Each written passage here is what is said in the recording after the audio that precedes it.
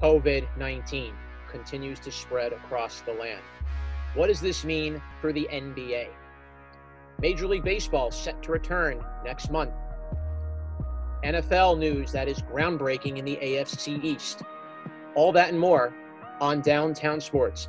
I'm the Beast of the East, Jonathan Perriente, along with my co-host, the Mouth of the South, John Schiavone. We are Downtown Sports, where sports come home. Let's dive in. And we're here today. You can hear us on about 80 million different platforms.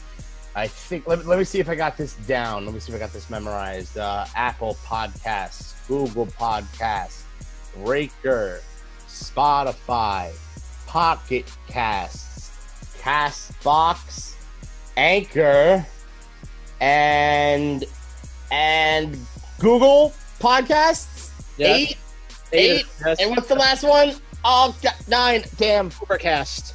Huh? Overcast. Yes. There you we can hear go. us in all of those places.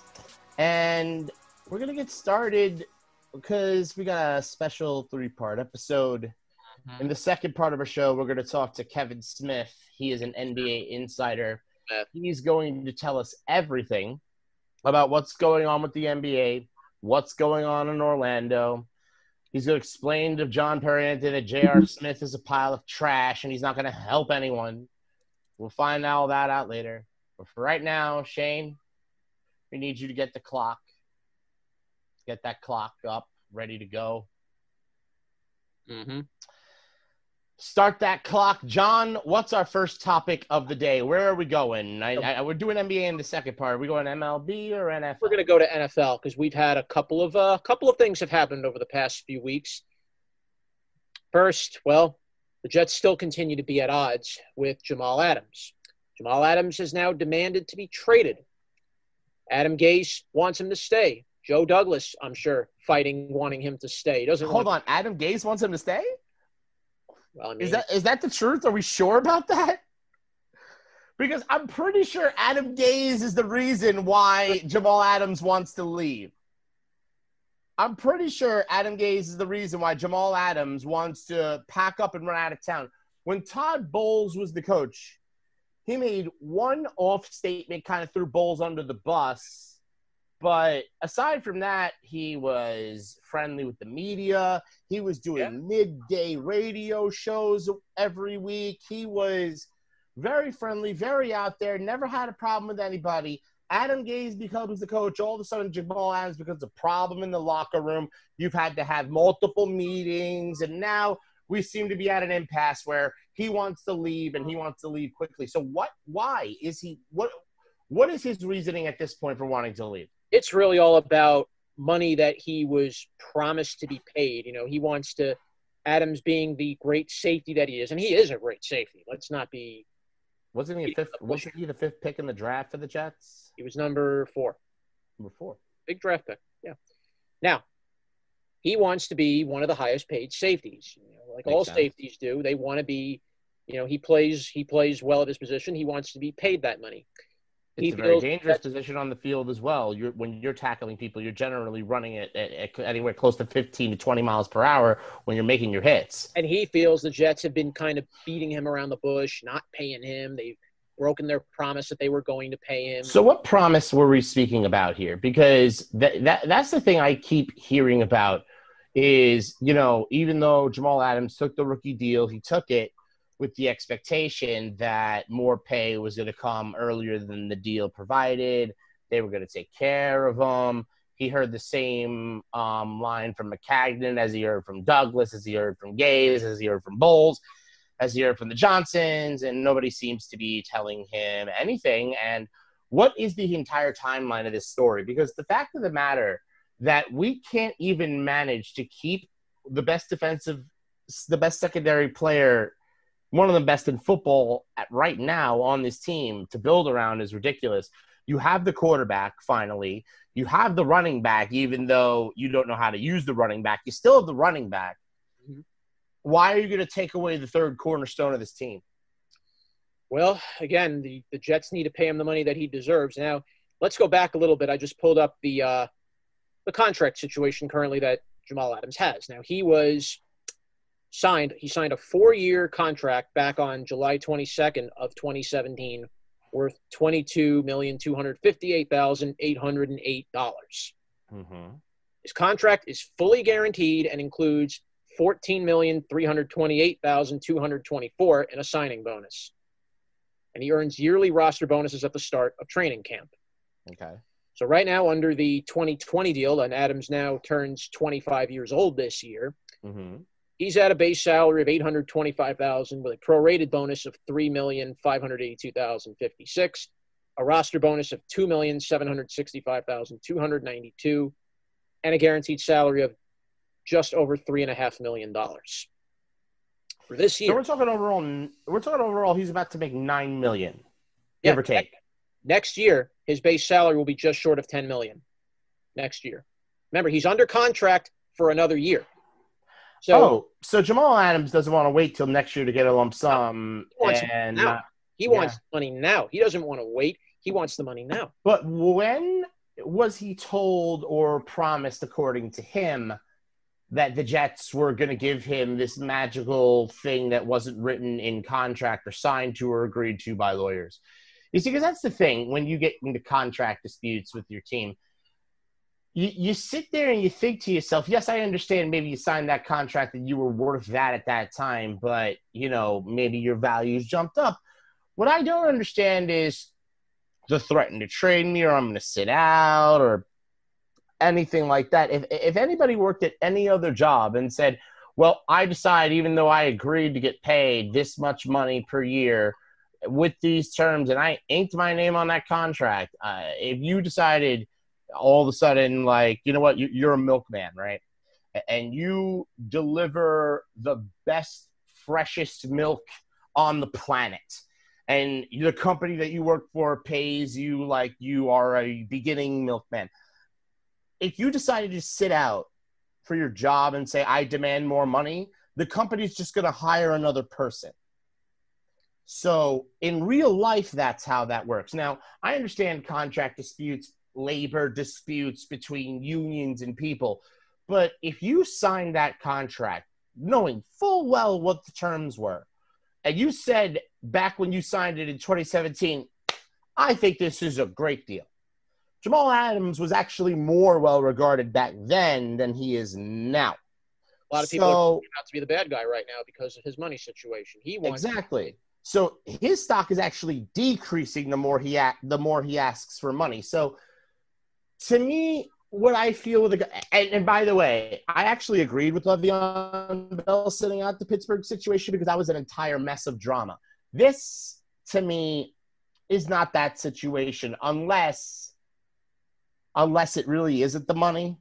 Because generally, a lot of these times, like, if it's just the money, you wouldn't see these players sitting out like that. Because basically, there's always some sort of deeper concern beyond the money. The money seems to be the one thing that they always run to and that everybody always reports on. But there's got to be deeper-seated issues than the money, because this was the same money he was making under Todd Bowles when he was playing just as well as in 2017 as he played in 2019. Here's the deal with this. Jamal Adams, like a lot of the young players, particularly he saw how many other younger players around his age were getting that extra money deal that, hey, they're the franchise of this team. Take, for example, Christian McCaffrey. Couple of years in the league, already the best running back in the league now. And he already got awarded the money that he wanted at an early stage. And again, you don't know really where the Panthers are going yet. The Panthers are still kind of a middle-of-the-road franchise. No Cam anymore. We're going to get to Cam, by the way, soon. So where are the Panthers going? Yeah, you're going to have McCaffrey as your cornerstone, but he gets paid the money, so Jamal Adams thinks I should be paid the same thing. He's seen other safeties and whatever get paid the money that they feel they deserve, so that's why Adams now has come into this saying, well, wait a minute now, they're getting paid the money. How come my team – Adams did this for a while. Like, he went from, at the beginning of last year, stating that no matter what the contract situation was, he wasn't going to sit out. He wasn't going to do that. He wanted to be a Jet, and he legit wanted to be a Jet. Yeah. Now we have a situation where Jamal Adams, he's not even telling the Jets to pay him anymore. He's just saying, I want out.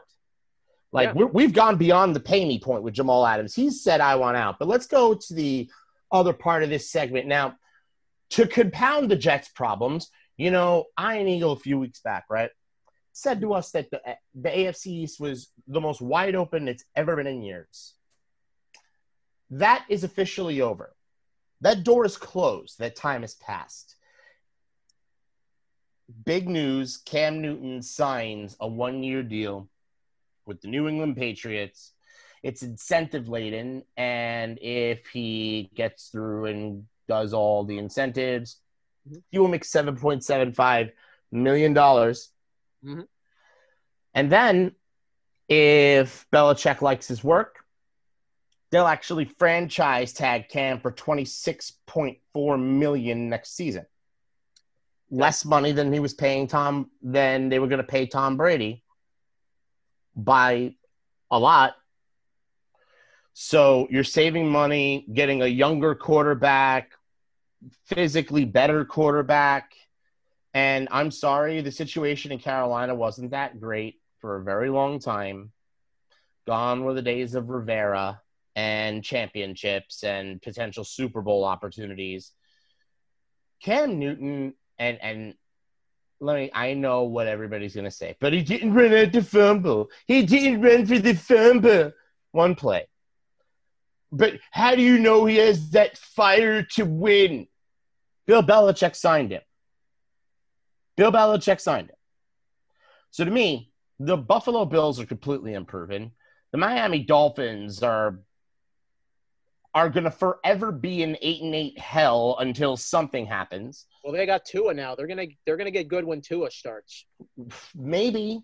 You have a former Bill Belichick guy in Flores coaching the Dolphins, and a lot of expatriates are there. Maybe. Expatriates. That's the thing. Generally, when the Patriots become expatriates, they become ex-productive players too.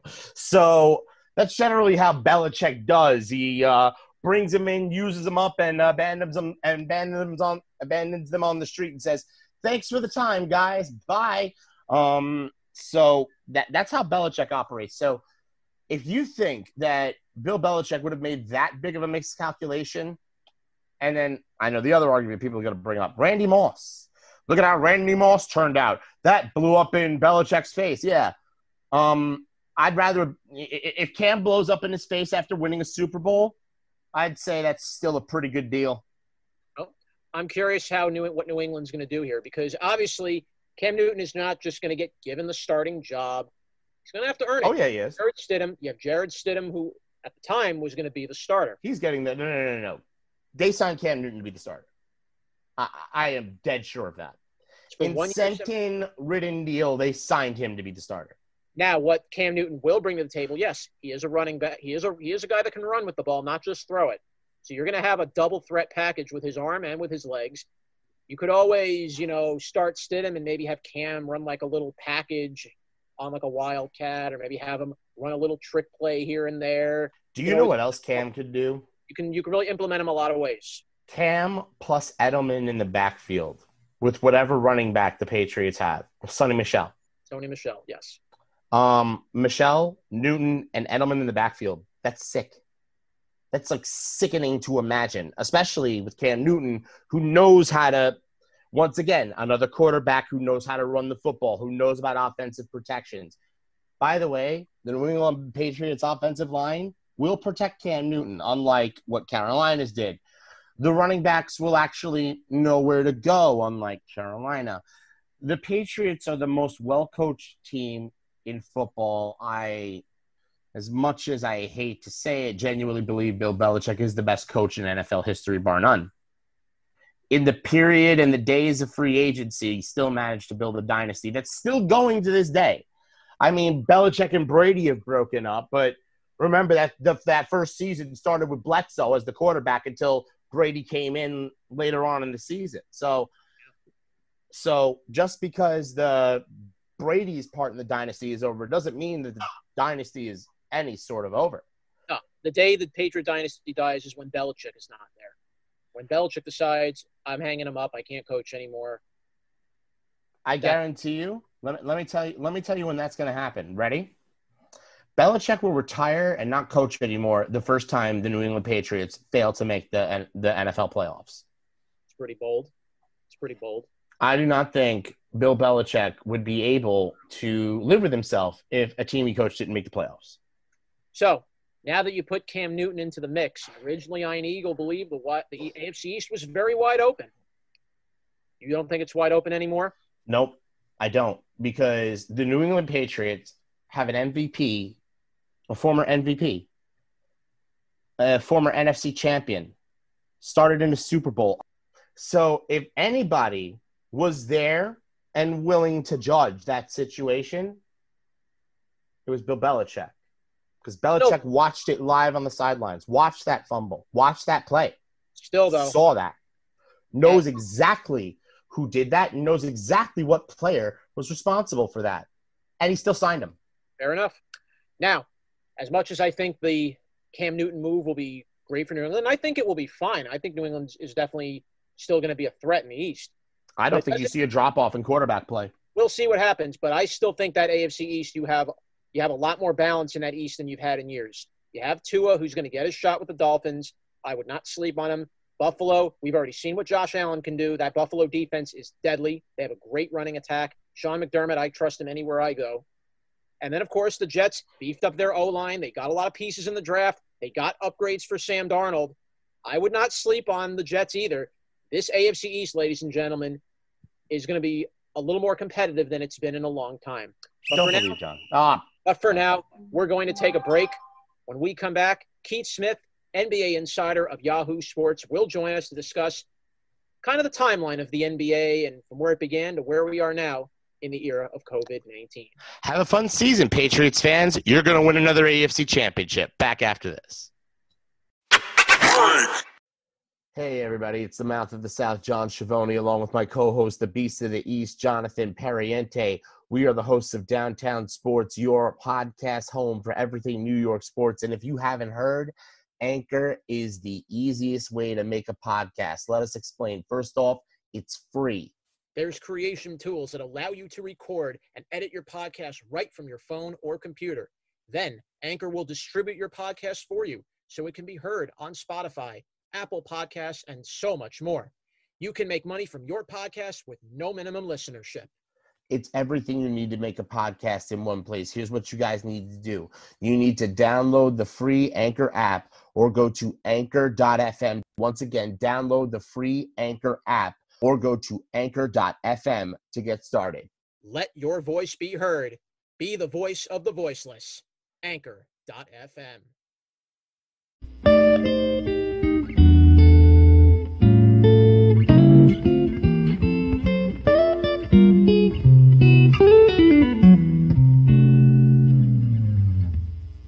And welcome back to Downtown Sports. I'm John Schiavone, the Mouth of the South, along with my co-host, the Beast of the East, Jonathan Perriente. And we're going to get into our special NBA segment that we were talking about in the beginning of the show. And we're going to find out everything soup to nuts, what is happening down there. There are so many reports. Who's getting coronavirus? Who's getting shut down? What's going on? There's so much stuff to actually go through that it boggles my mind. So me and John figured we needed some help. John, please introduce our special guest who's going to help us go through all of this so we can actually understand what is happening in Orlando. Please take it away. With pleasure, John. As the COVID pandemic now is continuing to spike at a rapid rate, the NBA is about to begin its return. None other than in the state of Florida, where now the virus is beginning to soar exponentially. Joining us here to discuss the NBA is Yahoo Sports insider, Mr. Keith Smith. Keith, thank you so much for taking a few minutes here to join us. How are you doing today? I'm doing well. Thank you for having me. Yeah, so first, I hope everything is well with you. Everybody in Florida, I hope is okay. The storm has really now started to come in as far as COVID-19 is concerned. We're doing okay, in our immediate family here. We're all, staying in as much as possible. When we need to go out, we're wearing our masks and doing all those things. Orange County, where we live, is back under a mandatory mask order, which is a good thing. And hopefully, folks are following it. I was actually at the grocery store this morning and I didn't see anybody without a mask on, which is a big positive, especially compared to maybe 4 or 5 days ago, when it would have been, half the people in the store at most. So I think people are finally getting it and, starting to do the right thing for, the greater good for all. So hopefully it'll continue that way and we'll all be all right. Good. All right, so let's dive right in. We'll start with the NBA, and I want you to take us back a little bit. March, the NBA season was halted. COVID-19 first appeared on the scene. Talk to us, take us back a little bit in time now with the NBA. They announced they were going to return about May. They were going to come back in July. So talk to us and really take us back to where we have been from March, getting up to now with the NBA. Sure. Yeah. March 11th was the last day of games, and there were a bunch of, it really got to be a real, kind of a mess. Right away that night, they were in the middle of games, and we heard Rudy Gobert had tested positive. If you remember back earlier that day, he had touched a bunch of reporters' microphones and phones and all sorts of things and recorders and all that. And that was, not a great look. Now we're not going to beat up on the guy. He didn't know. And, he's just trying to, be funny and lighten the mood a little bit. So, so then they shut things down. They called off that game. And then there were still a couple games yet to tip that night. And they were still moving forward, and then pretty quickly said, you know what, we're not going to do those either. And then it was real quick later that night was, everything is suspended indefinitely. When I think back on that, I think back to, it was very much the feeling of, all right, a couple weeks, we're going to shut this thing down, get out in front of it, and then we'll all get back at this, and they'll add a couple weeks to the season, and off we go. And then clearly that became not the thing, right? We real quickly learned that it was going to be months and months, and rumors of how could the NBA restart, and where could they do this, and cruise ships and private islands and all sorts of crazy ideas that were out there, and let's do this, let's do that, and all those things started to become very clear. Like, all right, some of these are good ideas, some of them aren't, and they ultimately chose Walt Disney World now about a month or so ago. And then it really, started to progress into more certainty that they were going to do this. And then just in the last few days, we got the schedule, and everything's now going to tip off here in about a month. Actually, a month from today, from when we're recording this, will be the first games. Teams start arriving here at Walt Disney World next week. And I say here because I'm in Orlando. I'm just off Disney property. So they'll all be here pretty soon. And that'll be, how the season will go down from there. Hopefully, they'll be able to pull this off and finish without any real issues the rest of the way. Well, it seems that's just thrown straight to the wayside with the news that the Denver Nuggets have now had to shut down their training facilities due to COVID-19. A few of their players have tested positive. We've now had a few Pelicans testing positive. Is there anything that could possibly happen that would put a death nail in the Orlando plan before it starts? Yeah, I think if you started having teams come down with the inability to bring a real roster down, I think that would start to be a problem. I think, cases are not in a good place here, although they have gone down over the last couple of days. So, we're going to take what we can get with that, and hopefully that's a positive. So we'll ultimately see where that goes. But I don't think so. I think we are, they're going to move forward with this, outside of, maybe an entire team all of a sudden is, hey, they can't come for some reason. We haven't seen, real lot of opt-outs. We've seen a good amount, but no, nothing that a team, can't necessarily deal with or handle outside of maybe the Brooklyn Nets, who are struggling a little bit. But I think the challenge there is, or not the challenge, the good news there is that allows them to feel that they can continue to move forward. So I think that is the plan for, I know that is the plan for now. And we're going to ultimately see if they can, pull this thing off here in, the next couple of weeks, and then over the span of the next several months. talking with Keith Smith, NBA insider for Yahoo Sports, and it's very interesting. The Nets were brought up. DeAndre Jordan has already put his name out there. He is not going to play. He's opting out. Fred VanVleet, another one, has come forward with the Raptors. He's going to play, but he's now even starting to question the timing of this now with the NBA restarting and knowing that the coronavirus is continuing to spike in Florida. If any big name NBA player, if like a LeBron James, a Steph Curry, if any of them are to test positive for COVID-19, we've already had Kevin Durant test positive. If another of those big names test positive, could that be maybe NBA better not, maybe more players are going to come forward we don't want to play? Is that going to really lead to an exodus, and maybe the NBA season could get derailed? No, I don't think it's going to take a big name. I think, enough guys who are very, like DeAndre Jordan, as you mentioned, he's highly respected around the league as a veteran player. He's a guy a lot of people really like. So for him to test positive, that's the kind of guy people would rally around and say, hey, wait a minute, we're not going to do that. So I think it would take, lots of big numbers as opposed to big names to test positive before anybody's going to say, yeah, I'm out. I'm not doing this. The difference with Toronto with Fred VanVleet is they're already here in Florida. They've been here for about a week now. They in order to avoid the whole going back and forth over the Canadian border, they decided let's just all group up and we'll go to Florida, and that's where we'll do our kind of pre-work here, our voluntary workouts and all that, and then we'll move into the Disney campus in the beginning of July with everybody else. So they've been here for a little bit, but I don't think a big name is going to do anything. Especially you mentioned Steph Curry; he's not even playing, so I don't think anybody really, that's not going to impact anybody. The Warriors aren't a part of this restart. Yeah, well.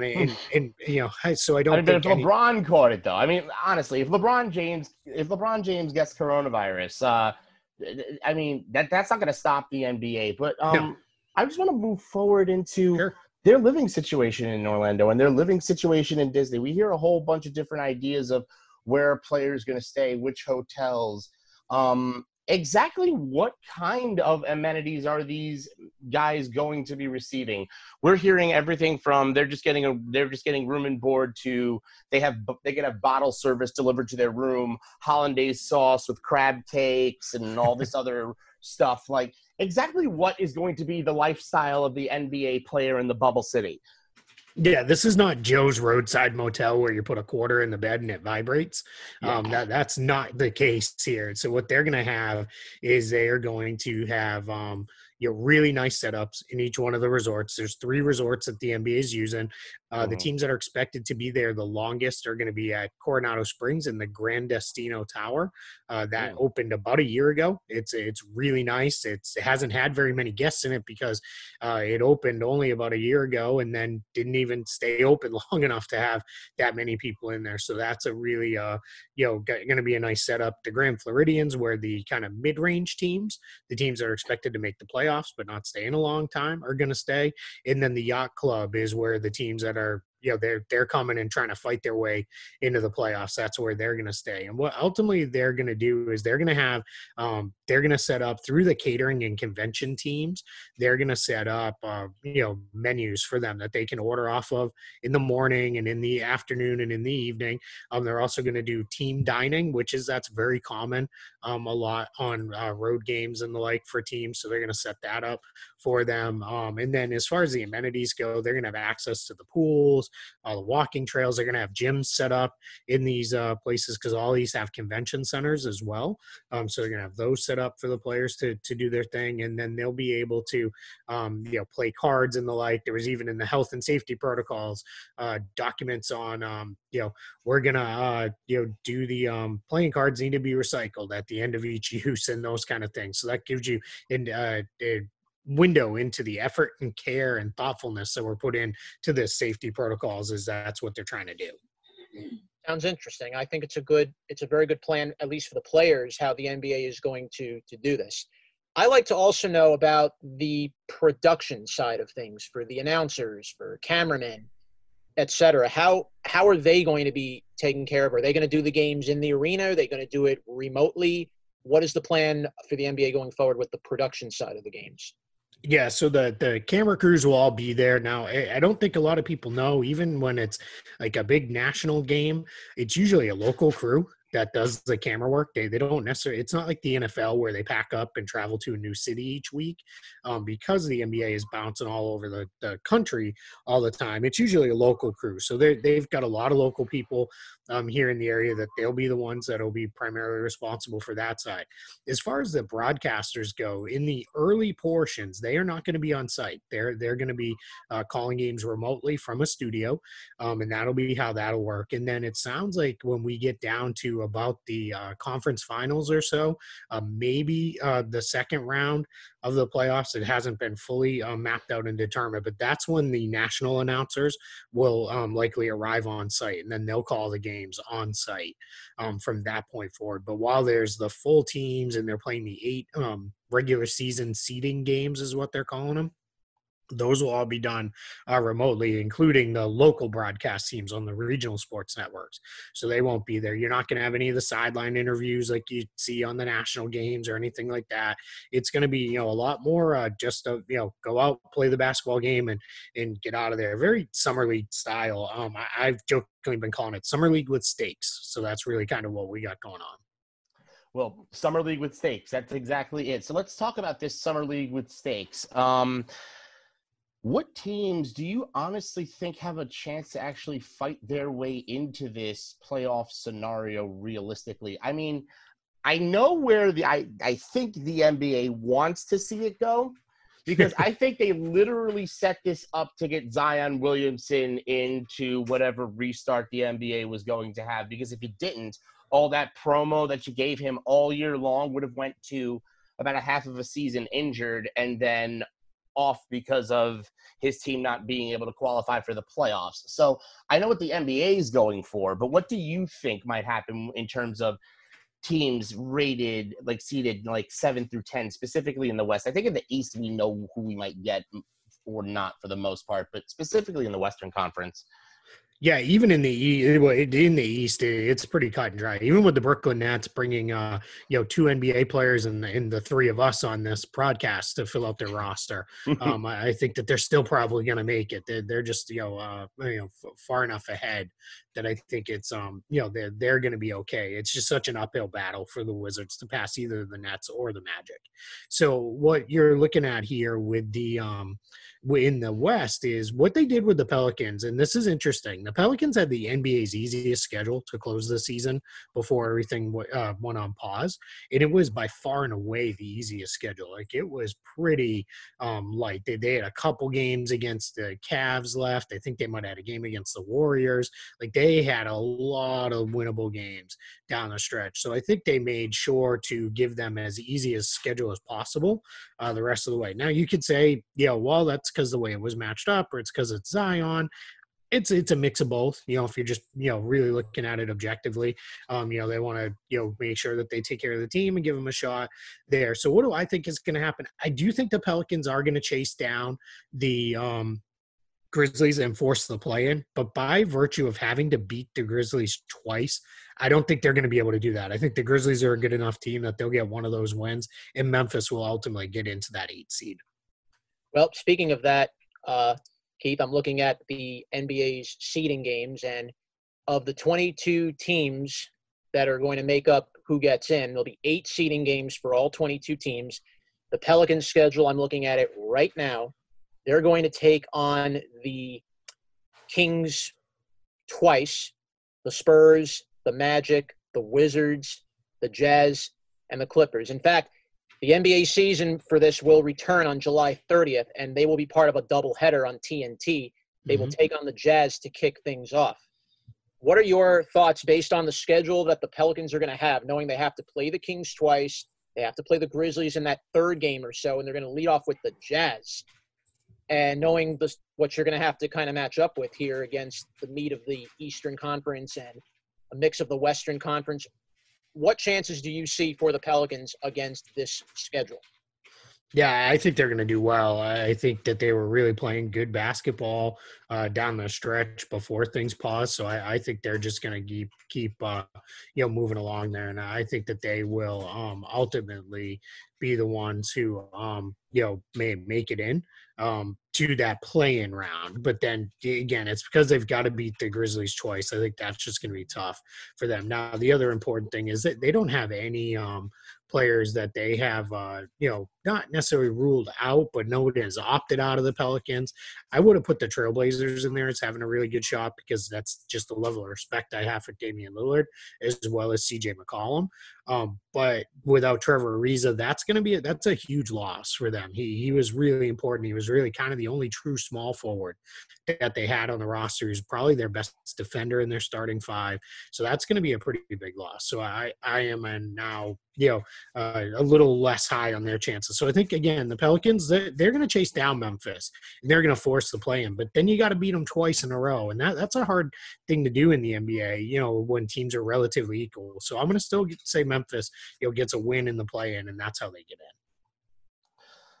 Well, let's move on to a team that I think absolutely nobody has any hope in the Utah Jazz. I think a lot of people are underestimating their chances. Not that I don't think that, the fighting between Mitchell and Rudy Gobert isn't toxic, but there's been so many years where everybody's picked them as the sleeper team, like that team that could really pick off a good team in a series if they catch them right, or, that team that everybody just looks at that they want to pick. Now they're the unsexy pick because some NBA fans even blame the Utah Jazz for the NBA season going awry in the first place. So, first off, how is the relationship between Donovan Mitchell and Rudy Gobert at this point? Are they even going to be able to play on the court together at this point?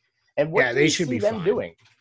Yeah, they should be fine. It sounds like every indication are that those two they've put it behind them and they're moving forward. That's been from what the team has said. That's what those who are close to the situation have said off the record as well. So I think they're going to be just fine. I'm not really concerned about it. I think it was it was an emotional time and a reaction where neither guy was real happy, and now they'll move forward. As far as them on the court, challenge for them is they lost Bojan Bogdanovic, who was playing fantastic for them. He had really given them that secondary score alongside Donovan Mitchell that they needed. He was a guy who could create offense late in the shot clock when things broke down. Utah runs a really sophisticated system where they run more sets and stuff than most people do, and that is that's both good and bad. When you have that really cranking and running, you can create offense very easily out of it. But when you see the same team 4, 5, 6, 7 times in a 7-game series, the challenge is then they start to know what your stuff is. And that's when you need creators to be able to step up when the teams are like, we know what this set is going to be. We're going to take that away, and they're going to have to go to something else. And when the arrow breaks down, their challenge for the last couple of years it's been all Donovan Mitchell, and there was nobody else to really help him create offense. And that makes it really hard. So I think what is, they're going to have to do now is they're going to need to get a lot out of Mike Conley, because they had really used Bogdanovic was that second guy. He was that guy who was that second offensive creator alongside Mitchell. Now they need Conley to be the guy to step up. Challenge now really comes in, though the West is so deep. It's going to be really hard. That they're just not quite as good as those top 4 teams there in the West. They're probably maybe on equal footing with Oklahoma City, but I might even put them behind them as well. Maybe even behind Dallas, who is really starting to play pretty good down the stretch. So I think it's going to be interesting to see how they pull it off and how it comes together. Last question here, Keith, and this is a big one. We just talked about the West, and as if they couldn't get any stronger, and I'm talking about the Lakers now, they are about to finalize a deal to land J.R. Smith to join LeBron James. So you already have a deep roster with the Lakers, with LeBron, with Anthony Davis. Now you add J.R. Smith, a lethal three-point shooter. How much will this signing really take the Lakers from up to the top and another level here as far as challenging for the NBA title? I actually don't think it's going to have an impact at all. I don't think a guy who's been out of the league for an entire year is going to come in and all of a sudden be, a key rotation player. It just doesn't work that way. Thank you. So that's my, sorry to, Thank throw you. cold water on you. No. Don't be sorry. I had this argument with him before the show. I'm like, why are we talking about this guy who couldn't even get on the Knicks anymore? I just don't. I see it being, you're asking a lot of J.R. Smith to, come in and be a major impact. That said, I do think the Avery Bradley loss is pretty big for them. The fact that he's not going to play, and I say that with full respect for Avery Bradley's decision. He made the absolute right decision for himself and his family before the Lakers. That's a huge loss. He's their point guard defender in that starting five because LeBron, for all that he plays point guard on defense, he does not do that offensively. So it's really Avery Bradley who that falls to.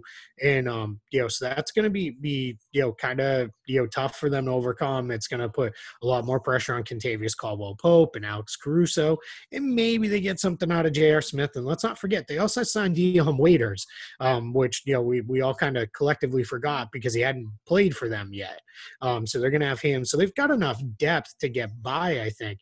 But, Avery Bradley is a pretty big loss for that group because of what he was doing for them defensively. Keith Smith, NBA insider, coming to you from Florida, Yahoo Sports. Thank you so much for coming on to the show. We greatly appreciate having a few minutes. Absolutely, guys. Thanks for having me. You all stay safe, you and yours. We'll be right back with our third segment of Downtown Sports right after this.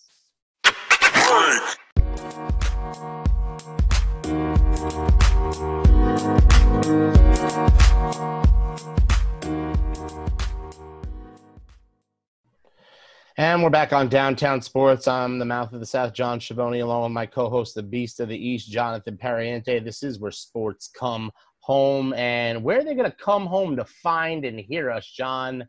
Yes, sirree. We are on CastBox, Anchor, Spotify, Breaker, Radio Public, Pocket Casts, Google Podcasts, Apple Podcasts, and Overcasts. 9 different platforms. You can listen to Downtown Sports every Tuesday, Wednesday, with rants episodes every week. There will be stuff coming up all the time every week. You're going to want to hear it. Also, just to let you guys know, if you take a look at Spotify and other places, there's some of the platforms, I believe, give an option to donate. Now, show's free. We have no content that we're making anybody pay for, but if you like it and you want us to keep doing it, possibly think of, a monthly donation. I think the denoms are 99 cents, $4.99, and $9.99 a month. So it's not going to cost that much, but if you like what you hear, consider donating and supporting us, okay? So we'd appreciate that if you guys did. John, any words of encouragement? Just keep listening, keep tuning in. There's more of these episodes to come. As well as what I'm about to share with you right now. We need the clock. Yeah. Well, Major League Baseball.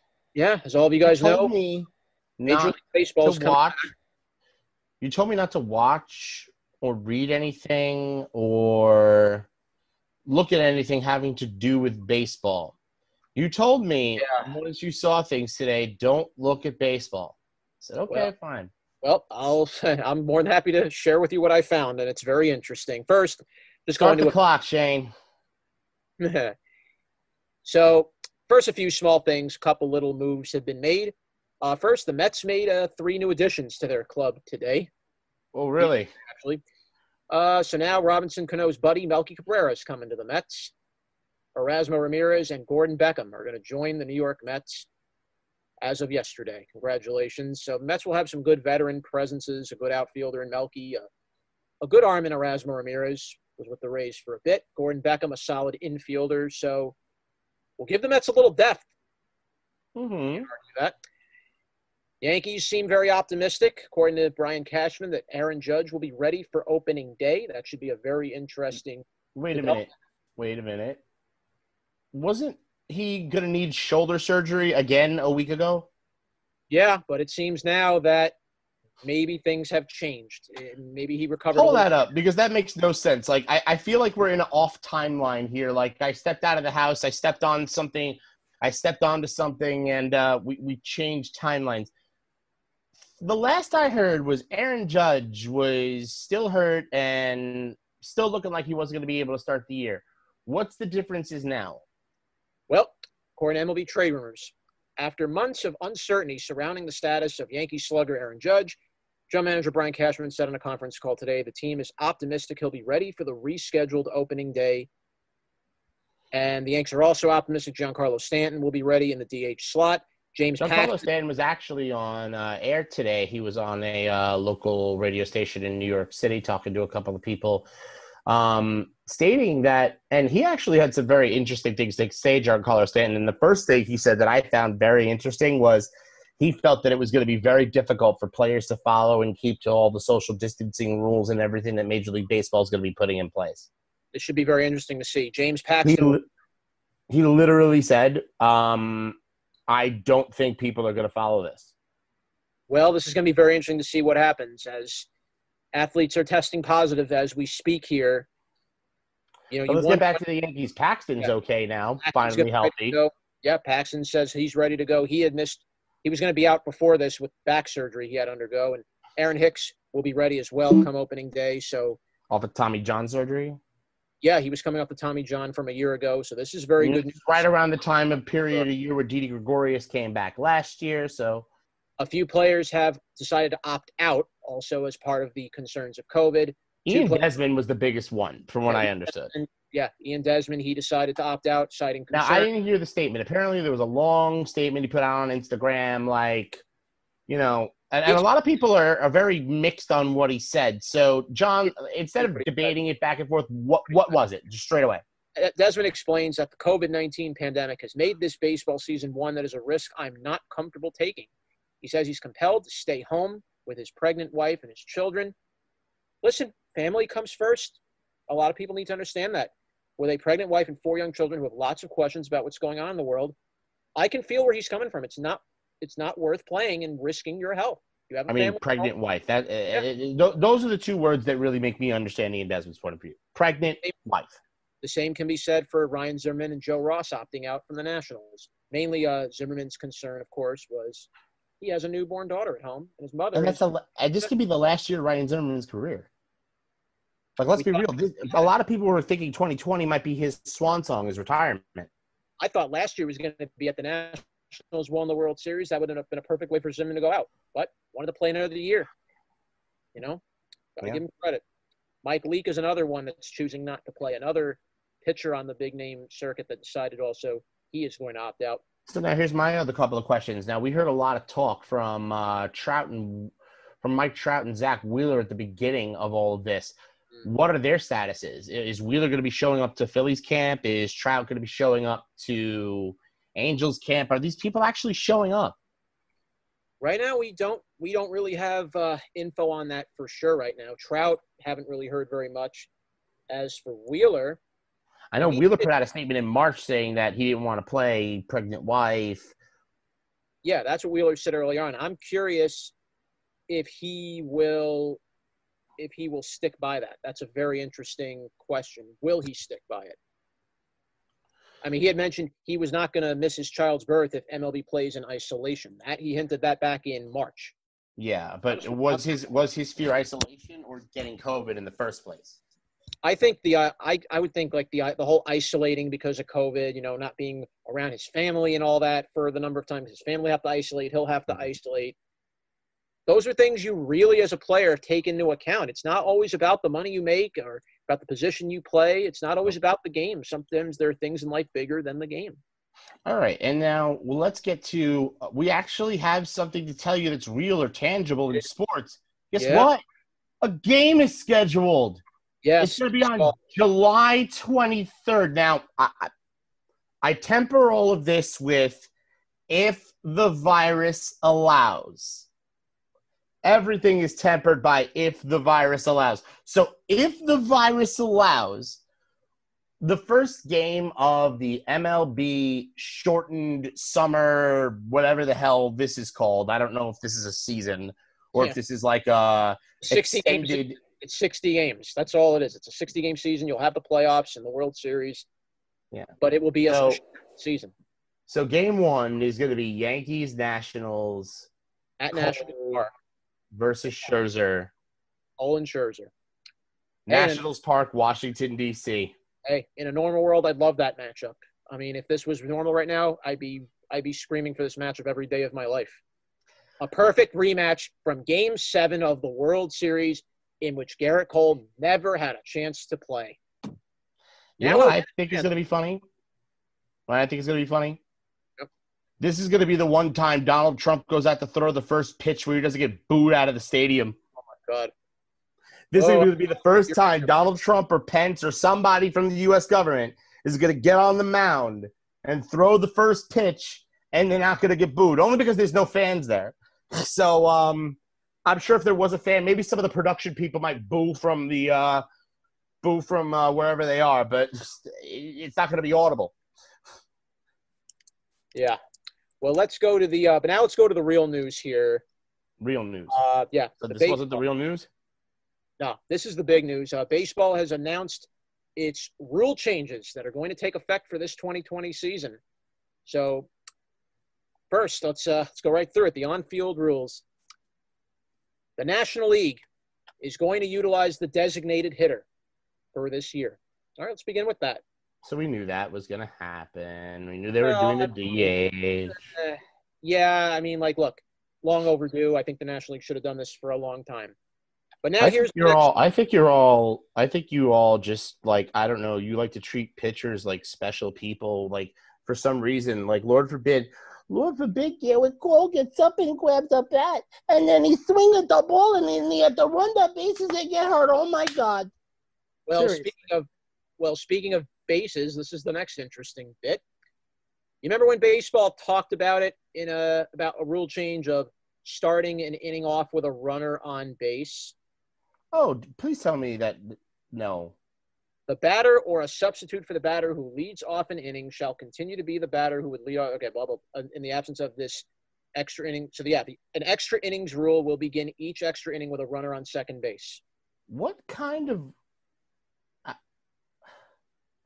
The batter or a substitute for the batter who leads off an inning shall continue to be the batter who would lead off the inning in the absence of this extra inning rule. Yes. The runner placed on second base at the start of each half inning shall be the player or a substitute for such player in the batting order immediately preceding that half inning's leadoff hitter. By way of example, if the number 5 hitter in the batting order is due to lead off the 10th inning, the number 4 player in the batting order or a pinch runner shall begin the inning on second base.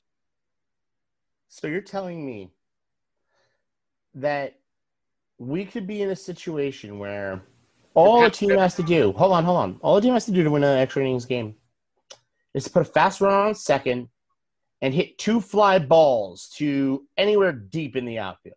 It could be over on one pitch if the guy gets a base hit.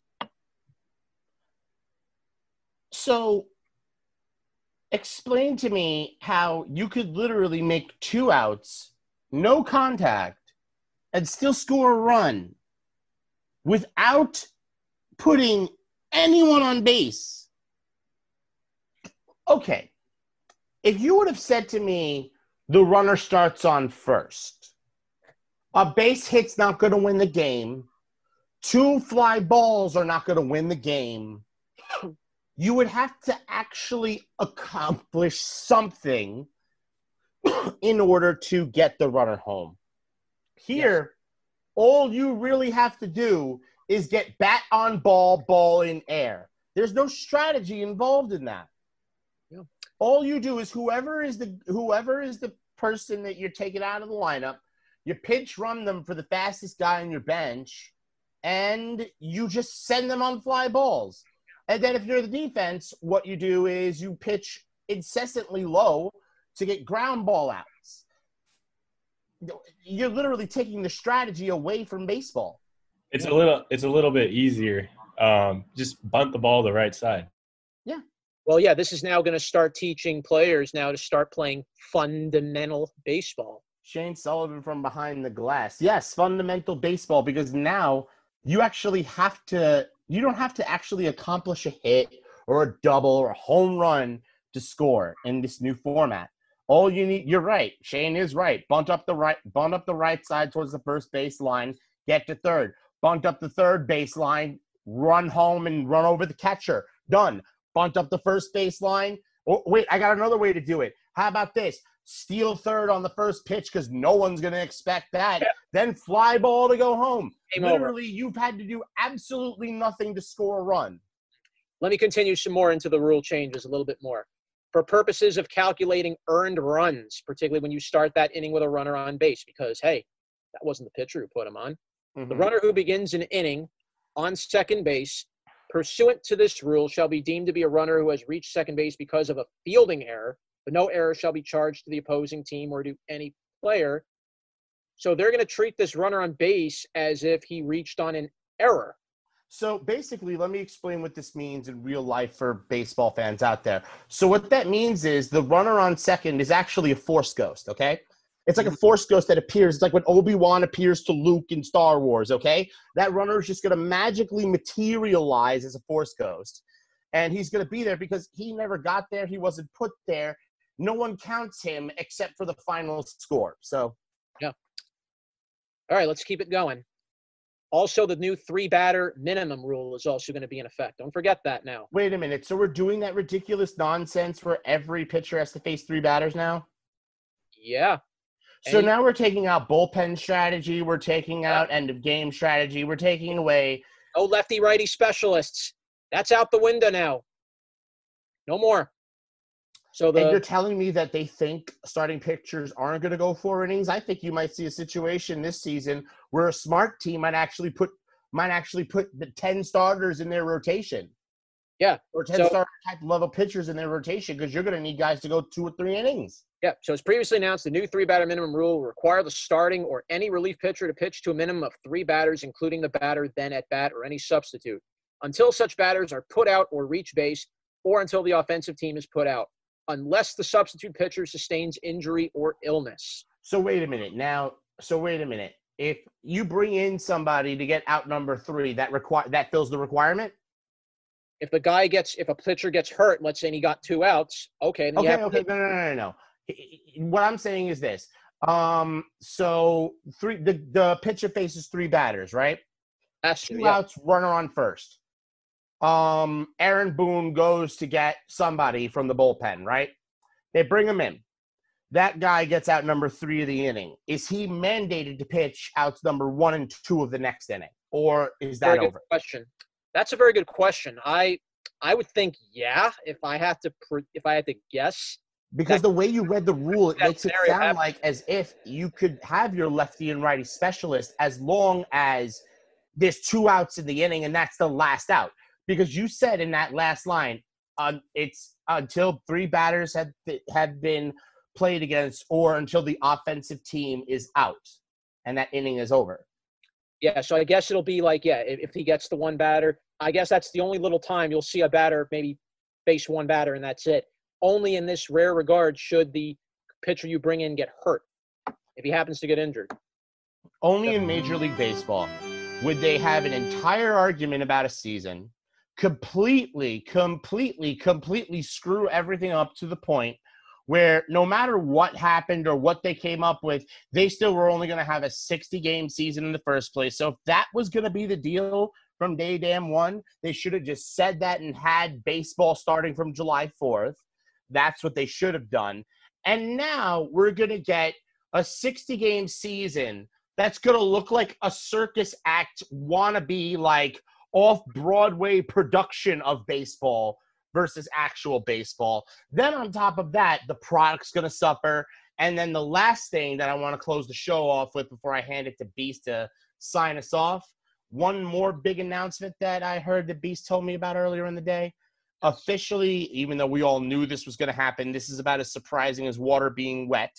The minor league season 2020 has been officially canceled. So the only way teams will be able to replenish their rosters is through whatever players they're going to have on that 50-person taxi squad. That's going to be pretty crazy. I mean, where are these minor leaguers going to be staying? Are they going to be staying near the stadium that they happen to be at? and be And ready. like Giancarlo Stanton said earlier in the day, and you can go pull that interview up wherever, but as Giancarlo Stanton said earlier in the day today, he thinks it's going to be very hard for players to really follow all the social distancing rules that they're putting into effect. What makes you think any sort of minor league player that could be called on to maybe join a taxi squad, even though their season has been canceled, what makes you think unemployed people are going to follow rules to maybe get a shot at playing baseball this year? Not going to happen. Things that Commissioner Manfred did not think about. I don't think Commissioner Manfred knows what to think unless it's told to him. Yeah. So, yeah, and of course, all the other rules. Steinbrenner's got a hand up his telling him what to say, along with Fred Wilpon. Just to the brief, and just to kind of wrap it up, the social distancing rules will be observed. No spitting, no spitting out sunflower seeds or peanut shells, tobacco. Players have to carry a small wet rag in their back pocket for moisture instead of licking their fingers. Players have to carry a what in their back pocket? Pitchers may carry a small wet rag in their back pocket to be used for moisture. Oh, so they got to have a wet nap in their back pocket. Yeah, so they can't lick the ball. Oh, yeah, that's right. And they do that a lot. You see it. How many lickers do you think are in Major League Baseball that are going to all of a sudden have their entire routine messed up and now have a bad season?